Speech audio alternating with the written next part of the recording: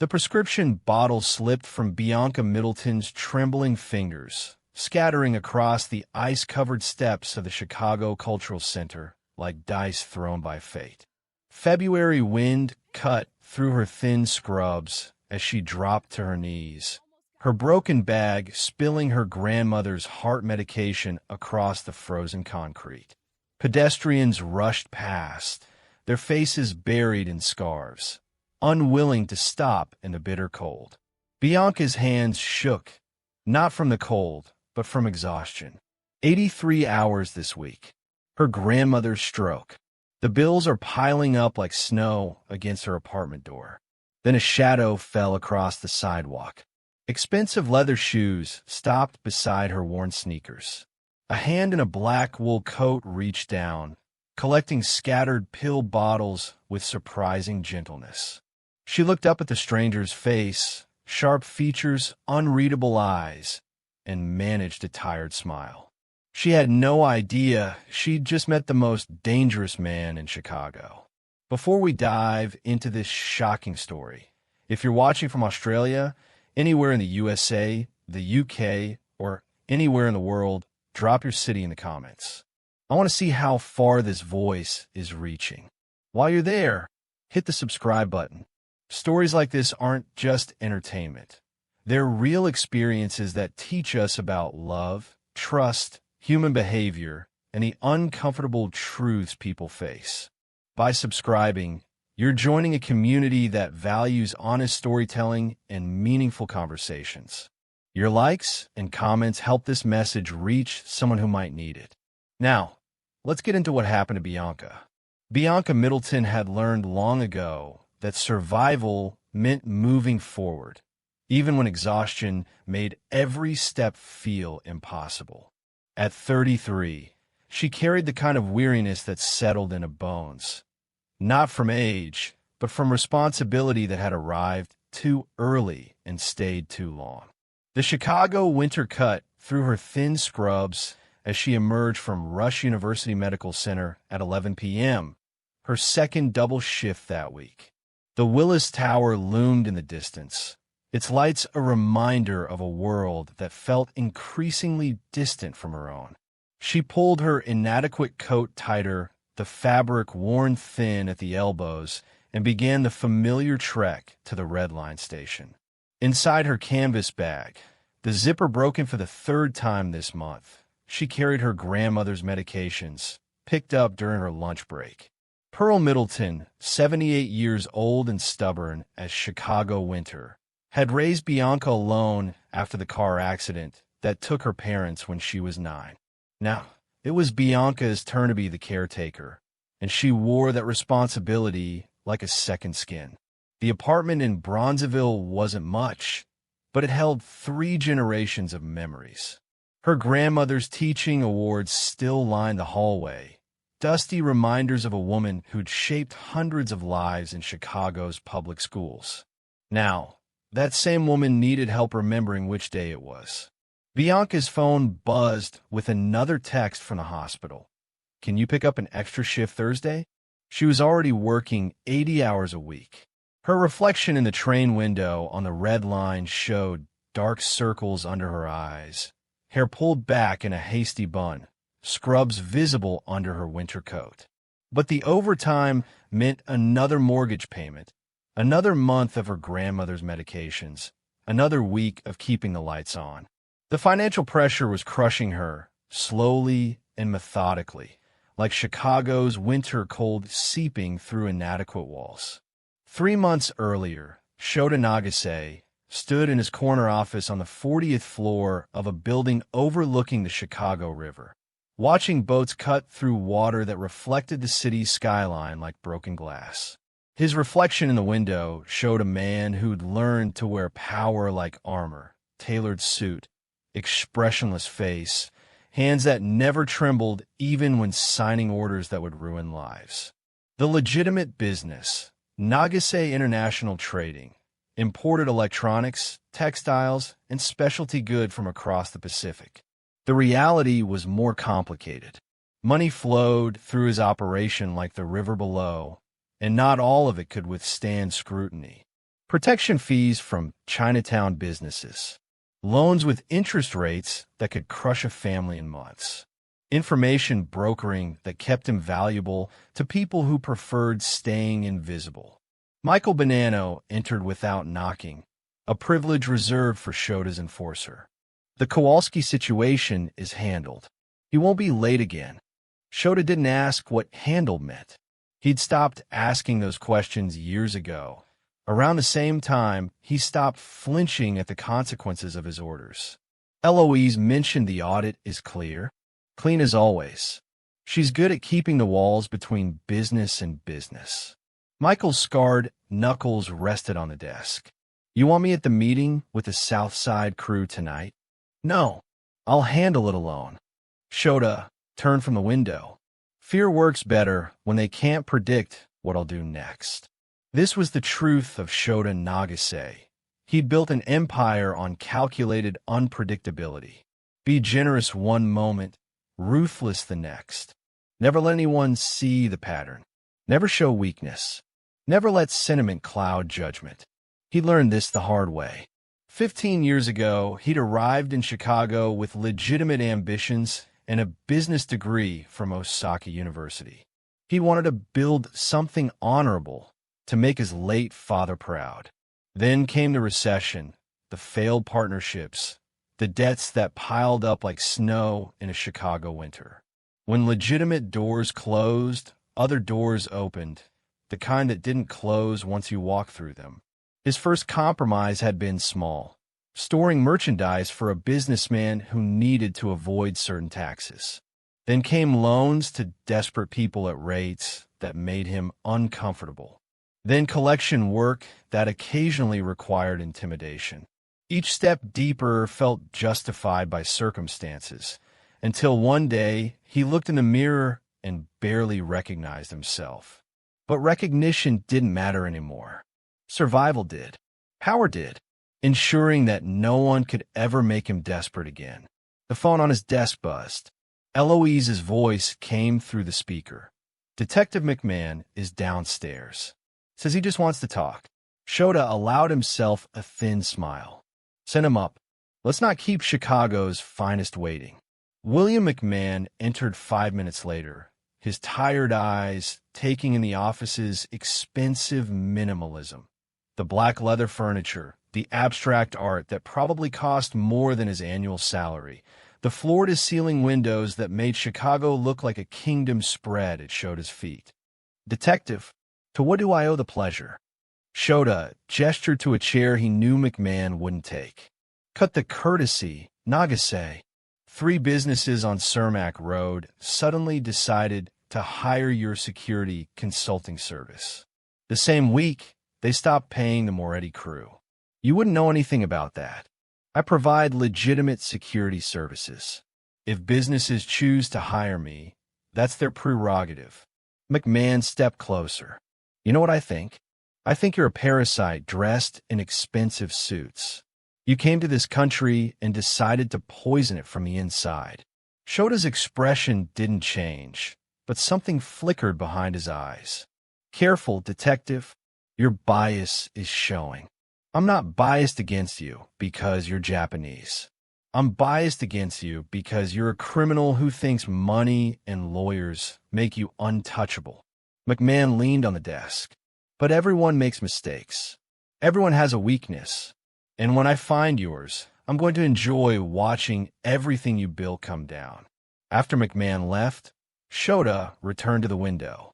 The detective's words echoed with uncomfortable truth. He was a parasite. He had poisoned something. If not the city, then certainly himself. But what was the alternative? Going back was impossible. The only direction was forward, deeper into the darkness he'd chosen. That evening, walking back from his meeting near Navy Pier, he planned to hail a car service. The February cold bit through even his wool coat, and the late hour meant most of Michigan Avenue was emptying. He preferred these moments of solitude. They allowed him to think without the weight of eyes watching, judging, fearing. He almost didn't see her. A figure in a thin jacket, struggling with something on the steps of the Chicago Cultural Center. His instinct was to keep walking. Other people's problems weren't his concern. He'd built walls specifically to keep this kind of thing out, the messy humanity that complicated clean decisions. But then she slipped, and the sound of pill bottles scattering across frozen concrete stopped him. Maybe it was the absurdity of the moment. Maybe it was the way she immediately apologized to strangers who wouldn't even pause. Maybe it was that McMahon's words were still burning in his mind, and some perverse part of him wanted to prove the detective wrong. Whatever the reason, Shota found himself kneeling on cold concrete, gathering medications alongside a woman who treated him like he was just another person. Not a monster, not a boss, not a threat. Just someone who stopped to help. Her name was Bianca Middleton, and she was rushing to fill her grandmother's prescription before the pharmacy closed. This information emerged in fragments as they collected scattered bottles. Nitroglycerin for heart pain, blood thinners, and diabetes medication. The collection told a story of someone barely holding on, of a family shouldering medical costs that could drown them. "I really appreciate this," she said, her breath visible in the cold air. "Most people just walk past now. I guess everyone's in their own world, you know?" Shota didn't know. He'd built his entire life around being in his own world, walls high enough that other people's struggles couldn't reach him. Yet here he was, on his knees in the snow, hands numb from cold, doing something that served no strategic purpose. When everything was collected, Bianca tried to stand and immediately slipped again. Shota caught her arm, steadying her, and noticed her shoes, worn canvas sneakers with soles so thin they might as well have been paper. Chicago's winter required boots, insulation, and traction. These shoes were a recipe for injury. "Those aren't safe," he observed. She laughed, and the sound was unexpected, genuine and warm despite the circumstances. "You're absolutely right. But they're what I've got until next month's paycheck clears. Things have been tight since my grandmother's stroke." The practical part of Shota's brain cataloged this information. Medical crisis, financial strain, working multiple jobs, if she was discussing monthly budgets this carefully. The less practical part, the part he'd thought he'd successfully buried, felt an uncomfortable pang of recognition. He'd been there once, counting pennies and making impossible choices. "My car is nearby," he heard himself saying. "I can drive you to the pharmacy." Bianca hesitated, and he saw the calculation in her eyes. Stranger danger versus exhaustion and desperation. "That's kind, but I don't want to impose." "It's no imposition. I'm headed that direction anyway." The lie came easily, as most lies did for him now. In his Mercedes, driving through streets where Christmas lights still twinkled in some windows despite February's arrival, they talked. Or rather, Bianca talked, and Shota listened with an intensity that surprised him. Her grandmother, Josephine Middleton, had taught elementary school in Bronzeville for 40 years. She'd been one of those teachers who changed lives, the kind who bought coats for students with her own money, who stayed late to help struggling readers, who believed every child deserved excellence regardless of zip code or circumstance. "She raised me after my parents died in a car accident when I was 8, Bianca explained, watching snow begin to fall through the windshield. "Never had much money, but she made sure I had everything I needed. Put me through nursing school, working double shifts at the post office until she qualified for retirement." "Your grandmother sounds remarkable," Shota said, and meant it. "She was. I mean, she's still here, but the stroke changed her. She has good days and bad days. Today was a bad day." Bianca's voice cracked slightly. "Sometimes I wonder if I'm doing enough, you know? I work 80 hours a week between Rush University Medical Center and picking up shifts at a clinic in Englewood, but the bills just keep coming. Her medication alone costs more than my rent." They reached the pharmacy on South State Street. a small, fluorescent-lit space where a tired pharmacist was clearly preparing to close. Bianca approached the counter with her prescription slip, and Shota watched from a distance as the pharmacist rang up the total. $340, the pharmacist announced. Bianca's shoulders sagged almost imperceptibly. She opened her purse and began counting crumpled 20s, 10s, a handful of 1s and 5s. Her fingers moved with the precision of someone who'd done this calculation many times before, hoping the math would somehow come out different. Shota moved without thinking. He stepped forward and placed his credit card on the counter. "I'll cover it." No, I can't," Bianca protested, but he was already sliding the card toward the pharmacist. "Your grandmother was a teacher," he said quietly. "Teachers shaped who I became before." He paused, unsure how to finish that sentence honestly. "Before I chose darkness? Before I decided that other people didn't matter? Before I made different choices?" Considerate respect for her profession. The pharmacist, eager to close up and go home, processed the transaction before Bianca could argue further. When she emerged from the pharmacy, prescription bag in hand, she looked at Shota with an expression he hadn't seen in years. Genuine gratitude mixed with curiosity. "Why did you do that?" she asked. "Because I could," he replied, which was true but not the complete truth. The complete truth was that for the first time in years, he'd felt like something other than a monster. He'd felt human, and the sensation was both unsettling and addictive. He drove her home to an apartment building in Bronzeville, a pre-war structure with beautiful bones and deferred maintenance. Before she got out, Bianca turned to him. "I don't even know your name." "Shota," he said, deliberately omitting his last name. Better if she didn't Google him, didn't discover who he really was. "Well, Shota, thank you. Truly, you restored my faith a little tonight." She smiled, and it transformed her tired face into something luminous.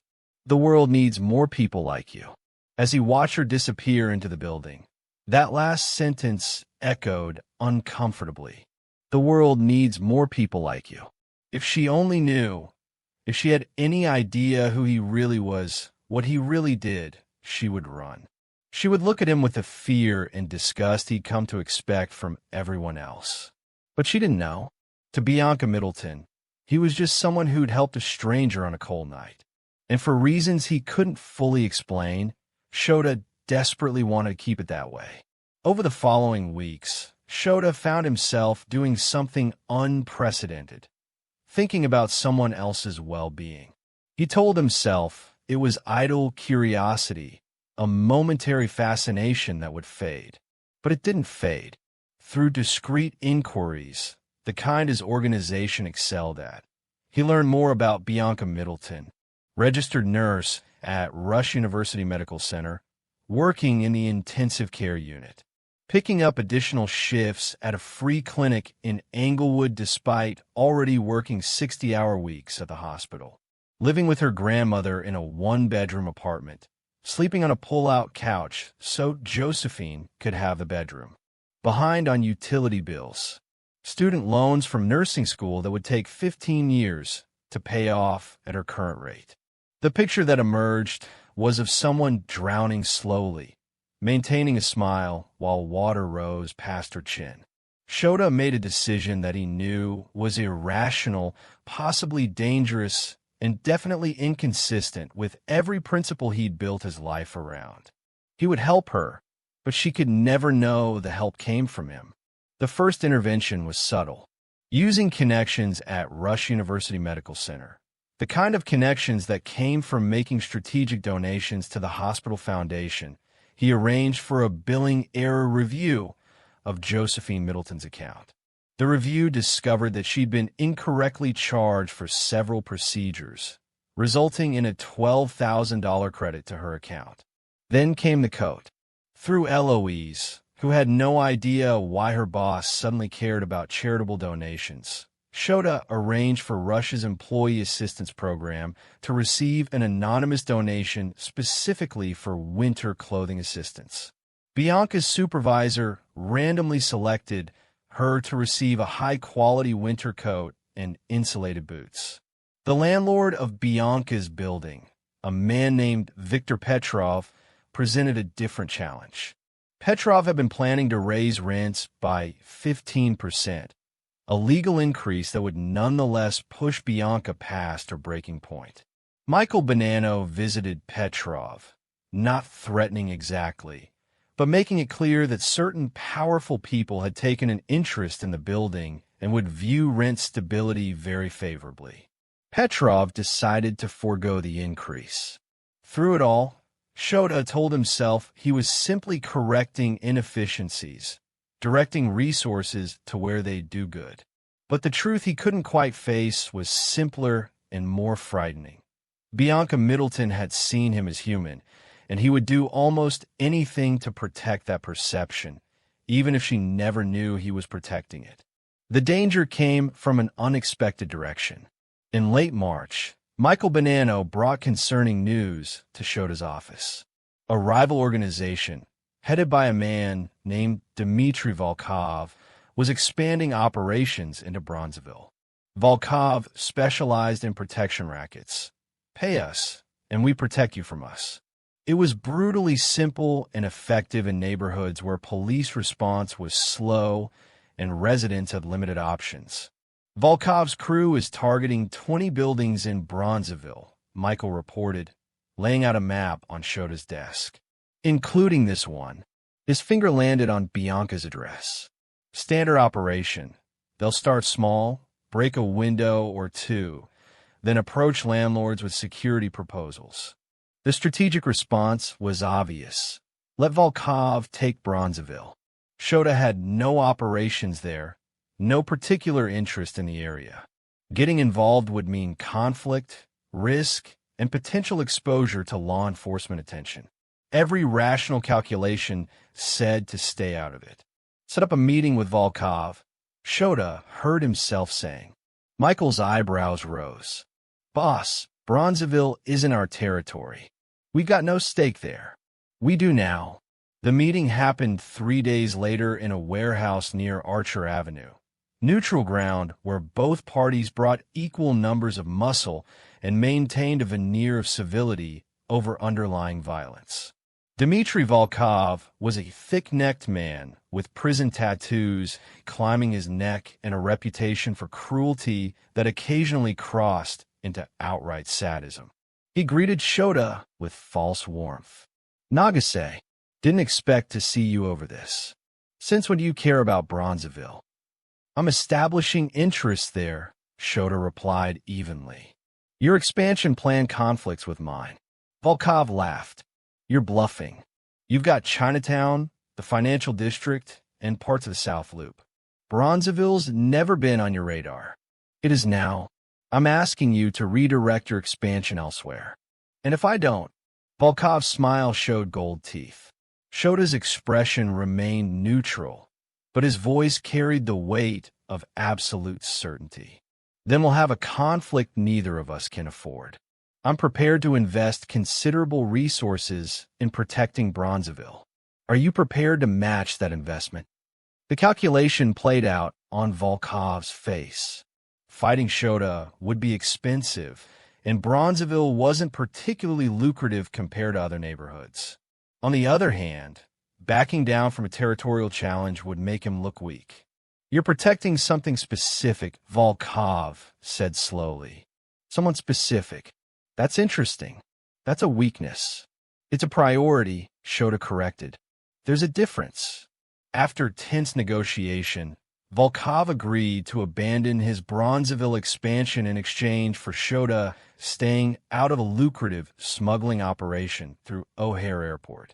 It was a trade that made no strategic sense. Shota gave up a potential revenue stream to protect a neighborhood he'd never cared about before. Back at his office, Michael confronted him directly. What's in Bronzeville, boss? Because whatever it is, we just paid a lot to protect it. Shota looked at his enforcer, the man who'd been with him for 8 years, who'd never questioned orders before. Something that matters to me. That's all you need to know.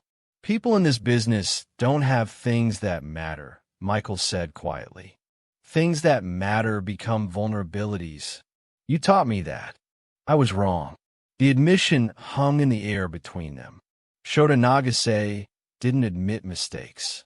He didn't show vulnerability. He didn't protect things for sentimental reasons. But he just done all three. Is this about a woman? Michael asked. Shota didn't answer, which was answer enough. Jesus, boss. In this life? You know how that ends. I know how everything ends, Michael. The question is what we do before we get there. The confrontation came on a warm evening in late April. Spring had finally arrived in Chicago, turning the city soft with green and possibility. Shota had driven to Bronzeville to confirm Volkov's crew had genuinely withdrawn. He trusted his arrangement with the Russian, but trust only extended so far. He was parked across from Bianca's building when he saw her emerge with an elderly woman who could only be Josephine Middleton. Even from a distance, he could see the grandmother's frailty, the way she leaned heavily on Bianca's arm, the tentative steps that suggested ongoing recovery from stroke. They walked slowly toward a small park down the block, and Shota found himself following on foot, keeping distance but unable to look away. In the park, Bianca settled her grandmother on a bench, and they sat together in the evening light, talking and laughing about something he couldn't hear. The scene was so painfully ordinary it hurt. A woman caring for her grandmother. Simple, human, uncomplicated by the machinery of power and violence that defined Shota's world. He didn't notice Bianca approach until she was standing beside him. Shota? Is that you? He turned, caught completely off guard, a rare experience for someone who'd built his life on maintaining control. Bianca. I was what? What possible explanation made sense? Recognition flickered across her face, followed by calculation. You're the reason my medical bills disappeared, aren't you? The coat that magically showed up at work. My landlord's sudden change of heart about raising rent. There was no point lying. She was too intelligent, and he was too tired of deception around her. Yes. Why? Who are you really? Before he could answer, her landlord, Viktor Petrov, emerged from the building, saw Shota, and visibly paled. Mr. Nagase, I didn't know you were here. Is everything fine, Victor? I was just leaving. But Bianca's hand caught his arm. Mr. Nagase. That name sounded familiar, so I looked it up after you helped me that night. Nagase International Trading. There are articles about you. Not all of them complimentary. Her voice was steady, but he heard the tremor underneath. People say you're dangerous, that you hurt people. The moment crystallized with painful clarity. He could walk away. He could lie convincingly enough that she might believe him. Or he could tell her the truth and watch the one person who'd seen him as human start seeing the monster instead. They're right, Shota said quietly. I run a business with two faces. One is legitimate. The other. He paused, searching for words that wouldn't be self-serving justifications. I'm not a good man, Bianca. I do things that would horrify you if you knew the details. But that night, when you slipped on the ice, you treated me like I was just another person trying to help. Do you know how rare that is? How long it's been since anyone looked at me without fear or calculation? So you've been, what? Playing guardian angel while running some kind of criminal operation? I've been trying to protect the one person who made me remember what it felt like to be human, he said simply. Bianca was quiet for a long moment, her expression unreadable. In the distance, her grandmother called out, asking if everything was okay. Wait here, Bianca told Shota. She returned to the bench, spoke quietly with Josephine, and got the elderly woman settled with a book. Then she walked back to Shota, her arms crossed against the evening chill. My grandmother has a saying, Bianca began. She says everyone has light inside them, even if it's buried so deep they've forgotten it's there. She says our job isn't to judge the darkness, but to recognize the light when it shows itself. That's generous, Shota replied. Maybe too generous. Maybe, but I saw your light that night. You didn't have to stop. You definitely didn't have to pay for my grandmother's medication or arrange all those other things. You could have just walked past like everyone else does. She met his eyes directly. I don't know what you do in your other life, and maybe I don't want to know the details. But I know you helped someone who needed it when you gained nothing from it except feeling like a decent human being. That has to count for something. It doesn't erase the rest. I'm not saying it does. I'm saying people are complicated. My grandmother taught me that. She had students who were labeled monsters by everyone else. Kids who'd been through hell and came out swinging. She never gave up on them because she understood that hurt people, but there's still people underneath. You're comparing me to children? I'm saying you're a human being who made choices, some terrible ones probably, but who's still capable of making different choices. That night on the ice was a choice. Everything you've done since then was a choice. She paused. The question is, what choice are you going to make now? The question hung between them like the evening light, beautiful and temporary and full of impossible possibility. The weeks following that confrontation reshaped Shota's world in ways he couldn't have predicted. Bianca set clear boundaries. They could meet occasionally, maintain what she called supervised friendship, but she wouldn't be associated with any illegal activities, and he couldn't involve her grandmother in any way. More importantly, she challenged him with uncomfortable questions. They met for coffee at a place near Millennium Park, neutral territory where neither of them belonged, and she asked things no one else dared. When you hurt people, do you think about their families? When you make money from desperate situations, do you sleep well? If you could go back 15 years and choose differently, would you? Shota answered honestly because she demanded honesty. Yes, he thought about families sometimes, usually late at night when sleep wouldn't come. No, he didn't always sleep well, and the sleeping pills he took were getting less effective. And yes, if he could go back, he might choose differently, but he'd learned that life didn't offer do-overs, only consequences. So do differently now, Bianca said simply. You can't change the past, but you can stop making it worse. It's not that simple. I have obligations, employees, debts of honor in my world. I didn't say it was simple. I said it was possible. The idea took root despite his resistance. What would it look like to do different? He couldn't simply walk away from his organization. That's not how this world worked. People who try to leave usually left in body bags. But he could make different choices within the system he'd built. The first change was subtle, adjusting how debts were collected. Instead of automatic violence for late payments, Shota instituted payment plans, reduced interest rates for people who were genuinely struggling versus those who were simply taking advantage. Michael Bonanno thought he'd lost his mind. Boss, word gets around that we're soft. Everyone will stop paying. Then we make it clear we're not soft, we're strategic. People who try to play us still face consequences. But people who are honestly struggling get options. It's better business in the long run. Shota paused, and it's the right thing to do. The last sentence came out awkwardly, like words in a language he'd forgotten how to speak. The second change was more dramatic. Withdrawing from operations he found ethically unbearable. A human trafficking connection that had been incredibly lucrative. He shut it down completely, taking a substantial financial hit. When partners questioned the decision, he did not explain, "I won't profit from that particular misery anymore." His reputation began shifting. In criminal circles, he became unpredictable, which paradoxically made him more dangerous. No one knew which version of Shota Nagase would show up, the ruthless strategist or the unexpectedly merciful boss. The uncertainty kept people off balance. Detective McMaw noticed the changes too, called Shota in for an informal conversation at a coffee shop on Madison Street. "Something's different with you," McMahon said without preamble. "3 situations in the past month where your people chose negotiation over violence.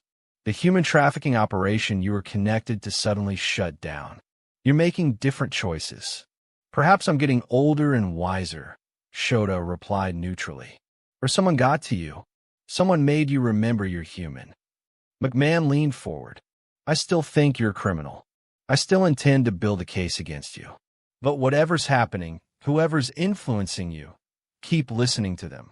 Because if you're capable of change, then maybe there's hope for this city after all." It was the first conversation they'd had that didn't end in veiled threats.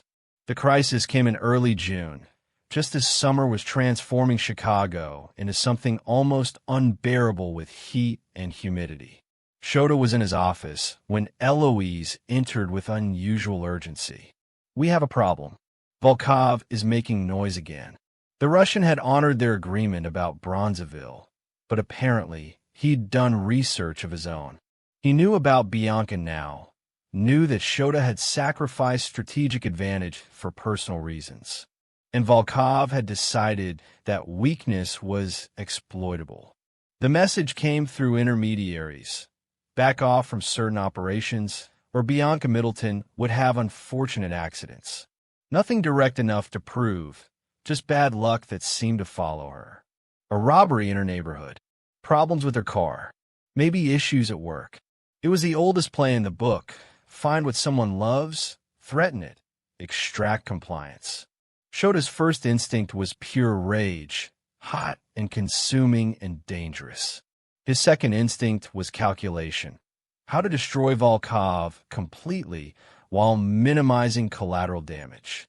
His third instinct, the one that surprised him most, was to consider what Bianca would want him to do. The old Shota would have responded with overwhelming violence, sent a message so brutal that no one would dare make similar threats again. But that approach would drag Bianca deeper into his world, mark her as connected to him, and put her and her grandmother at perpetual risk.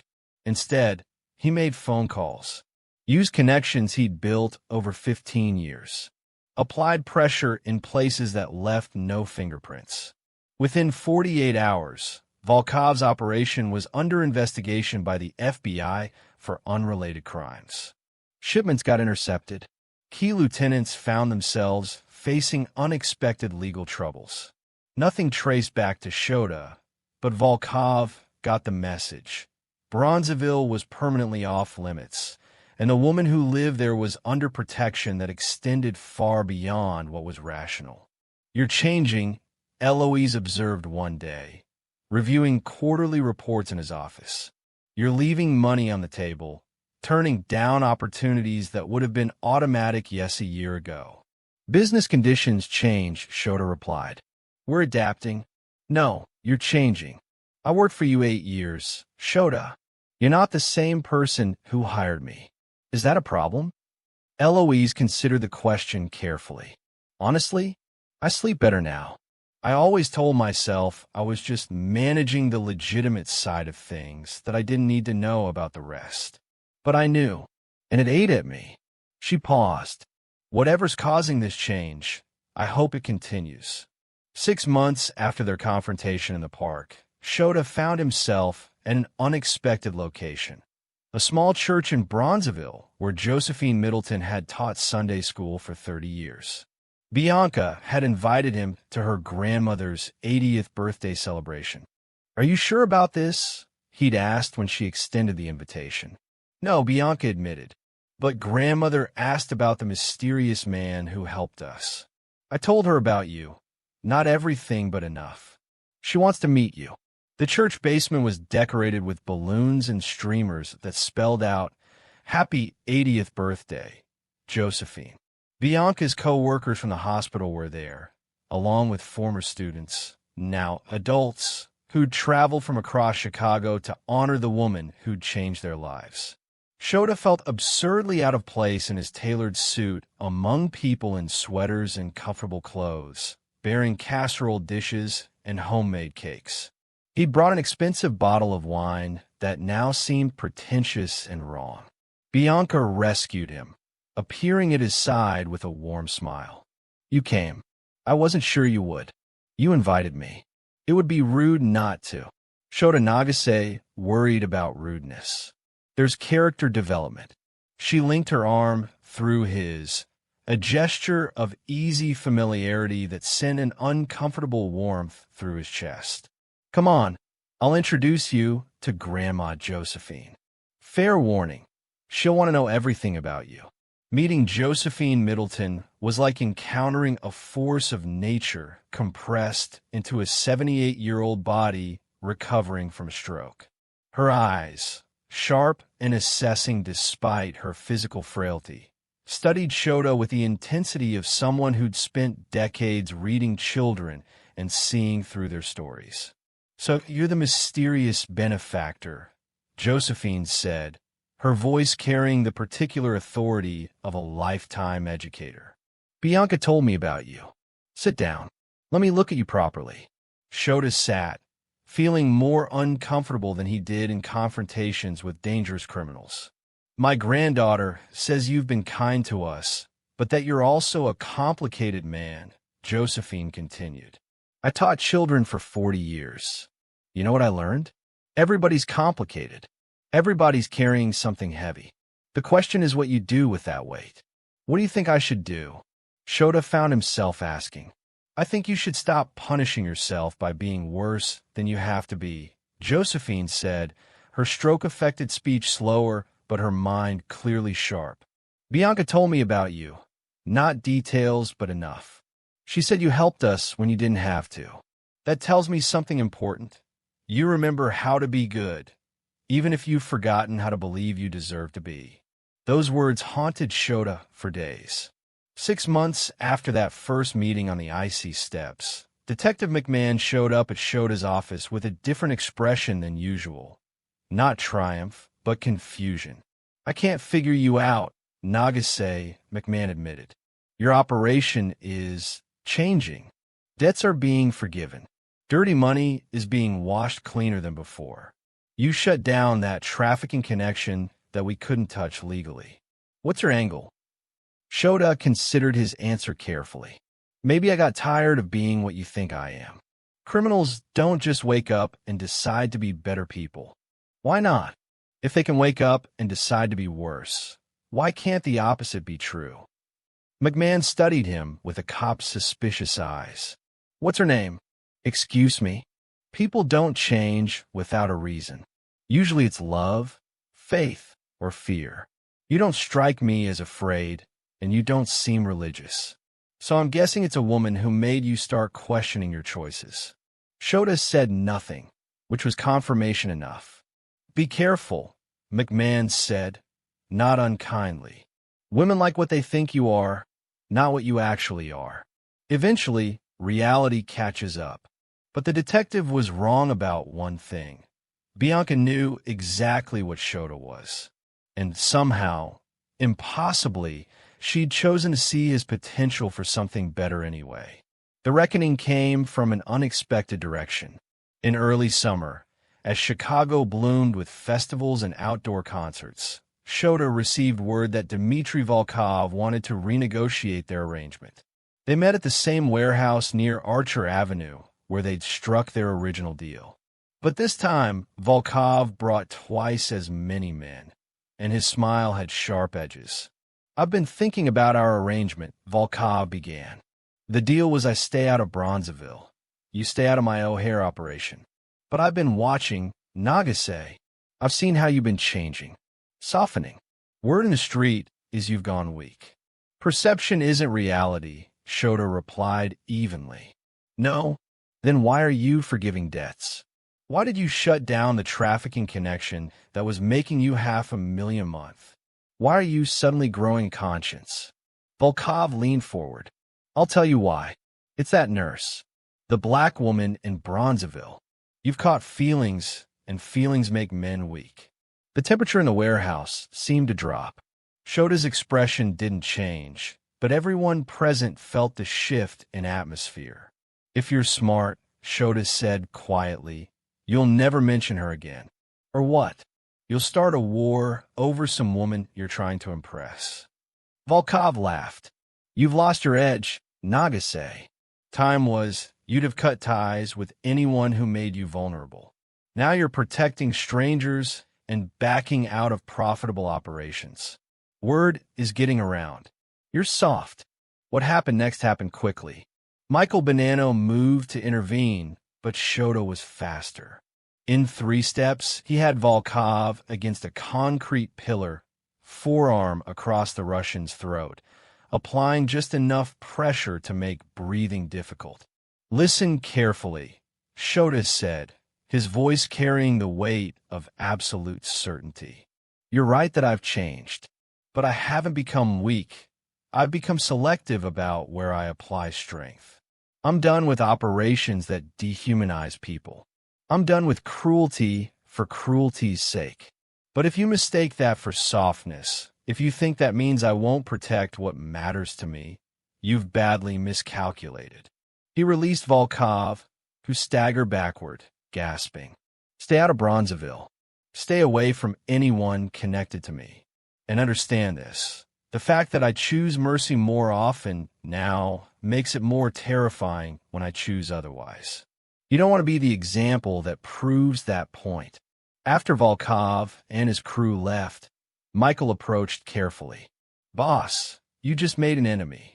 I made a point, Shota corrected. Being more humane doesn't mean being weak. It means being strong enough to choose when to use force and when to use restraint. And when Volkov tells everyone you've gone soft, when other crews start testing you, Shota smiled without humor. Then I'll remind them why they feared me in the first place. But I'll do it on my terms, not theirs. The confrontation with Volkov changed something in Shota. For years, he'd operated under the assumption that to survive in his world, he had to be the monster everyone expected. But Bianca's challenge, do different, had planted a seed that was finally taking root. He began actively dismantling the worst aspects of his operation. The loan sharking interest rates that trapped families in debt cycles, restructured to be exploitative but not devastating. The protection racket that extorted small businesses, transformed into legitimate security consulting with actual services provided. The violence that had been routine, reserved only for genuine threats to his organization, not casual intimidation. It was a delicate balance. Change too quickly and he'd look weak, inviting challenges from rivals. Change too slowly and he'd remain the monster he was trying to stop being. The middle path required constant calibration. Detective McMahon noticed the shifts. What's your angle, Nagase? He demanded during one of his periodic visits to Shota's office. Suddenly you're a philanthropist? You're restructuring debt payments, backing out of your worst operations. What are you really up to? Maybe I'm trying to do better, Shota replied simply. Criminals don't just decide to do better. There's always an angle. Not always, detective. Sometimes people just change. Or try to. McMahon studied him with sharp eyes. Someone got to you. Someone made you give a damn about something other than power and money. That's both impressive and dangerous.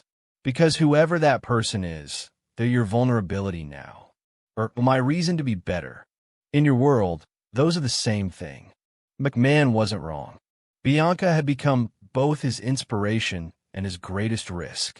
But for the first time in 15 years, Shota felt like he was moving towards something rather than just away from his past. 6 months after their confrontation in the park, Bianca and Shota met for coffee at their usual spot near Millennium Park. The late autumn afternoon painted Chicago in gold and amber, the city preparing for another long winter. My grandmother wants to meet you, Bianca said without preamble. Shota's coffee cup paused halfway to his mouth. What did you tell her about me? The truth. That you helped us when we needed it. That you're complicated. That you're trying to do better. She paused. She says anyone who's trying deserves acknowledgement. I'm not sure I deserve her acknowledgement. Maybe that's why you need it. The meeting happened the following Sunday, in Bianca's modest apartment with its view of Bronzeville's tree-lined streets. Josephine Middleton was smaller than he'd expected, her body diminished by the stroke, but her eyes sharp and assessing. "Mr. Nagase," she said, her voice slightly slurred but clear enough. "My granddaughter tells me you're a complicated man." "That's a diplomatic way of putting it, Mrs. Middleton. Call me Josephine. And I'm old enough to know that people are complicated. I taught for 40 years, saw kids that society had written off as monsters. Most of them just needed someone to believe they could be better. And the ones who couldn't be better? There's always a choice," Josephine said firmly. "Maybe not about where you started, but always about where you go from here. Bianca says you helped us without expecting anything in return. That tells me something about who you are, or who you're trying to be." They talked for 2 hours, about teaching, about Chicago, about the paths people take and why. Josephine shared stories of students who'd overcome impossible circumstances, of families who'd pulled together in crisis, of the stubborn resilience that defined communities like Bronzeville. As Shota left, Josephine caught his hand with surprising strength. "My granddaughter sees good in you. Don't prove her wrong." "I'm trying not to," Shota replied honestly. "Then keep trying. That's all any of us can do." A year after that night on the icy steps, Shota Nagase stood in his office overlooking the Chicago River, watching the same boats cut through water that reflected the skyline. But the man watching was different. He still ran an organization that operated in moral gray areas. He still made decisions that would horrify most people. But he no longer saw himself as irredeemable. Bianca had shown him that transformation didn't require becoming perfect. It required becoming intentional about choosing better when possible. His reputation had evolved. In criminal circles, he was now seen as unpredictable but principled, someone who'd enforce his boundaries ruthlessly, but who also had lines he wouldn't cross. Some rivals saw this as weakness and challenged him. They learned quickly that showing humanity sometimes didn't mean showing mercy. Detective McMahon continued his investigations, but even he had to admit the nature of complaints about Shota's organization had changed. Less violence, more negotiation, fewer destroyed lives. "You're still a criminal," McMahon said during their last conversation. "I am," Shota agreed. "But you're a different kind of criminal than you were." "I'm trying to be." Bianca remained in his life as a friend and a conscience, someone who asked hard questions and demanded honest answers. They met regularly for coffee, talked about everything and nothing, maintained the boundaries she'd established. Her grandmother's health improved steadily, though Josephine would never fully recover from a stroke. The changes Shota made to his organization didn't erase his past or make him innocent, but they meant that going forward, fewer people would be crushed by his operation. Fewer families would be destroyed. Fewer lives would be ruined. It wasn't redemption. He'd done too much harm for that. But it was something. It was choosing light even while living in darkness.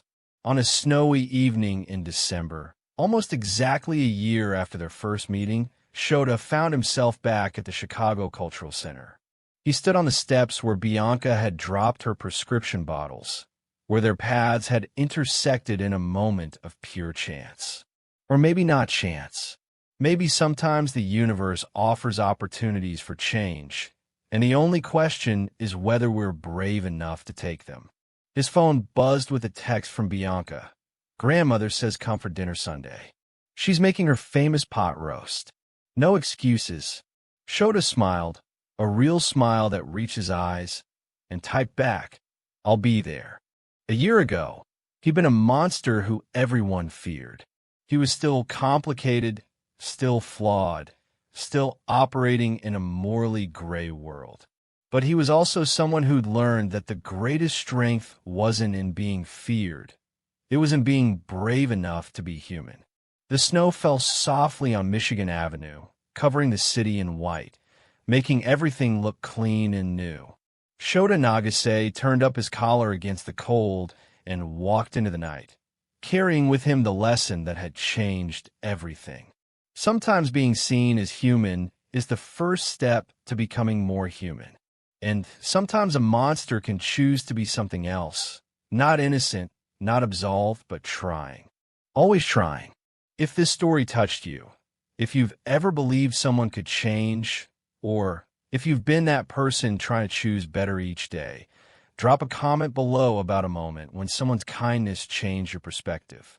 And subscribe for more stories that remind us that people are always more complicated and more capable of growth than we imagine. Because in the end, we're all just trying to find our way from darkness toward light. And sometimes, all it takes is one person who believes we can.